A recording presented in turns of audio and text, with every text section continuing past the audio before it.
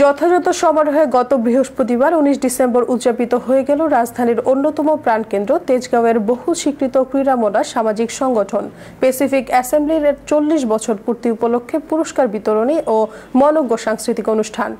ক্রীড়া কার্যক্রম ছাড়াও সামাজিক উন্নয়নমূলক বিভিন্ন কার্যক্রম দিয়ে গত ৪ দশক এলাকাবাসীর মন জয় করে আসছে প্যাসিফিক অ্যাসেম্বলি সংগঠনটি।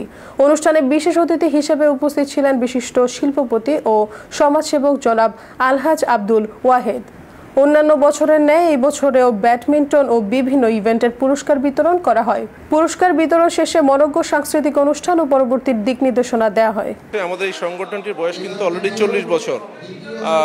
১৯৮৪ সাল থেকে আমাদের এই সংগঠনটি, এবং আমরা এলাকাভিত্তিক কাজগুলো বেশি করে থাকি। আপনি দেখতে পাচ্ছেন যে আমাদের এখানে অনেক ধরনের প্রকল্প আছে।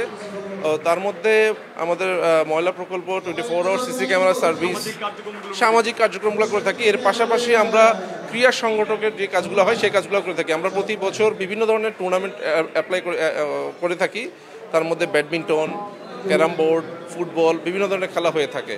তো আমাদের এই প্রতি বছর যে সাংস্কৃতিক প্রোগ্রামগুলো হয় তার মধ্যে এইটাই হচ্ছে সবচেয়ে অন্যতম প্রোগ্রাম। এটা মহান বিজয় দিবস এবং ৪০ বছর পূর্তি উপলক্ষে এইবার এটা করা, যেটা আমরা প্রতি বছরই করে থাকি।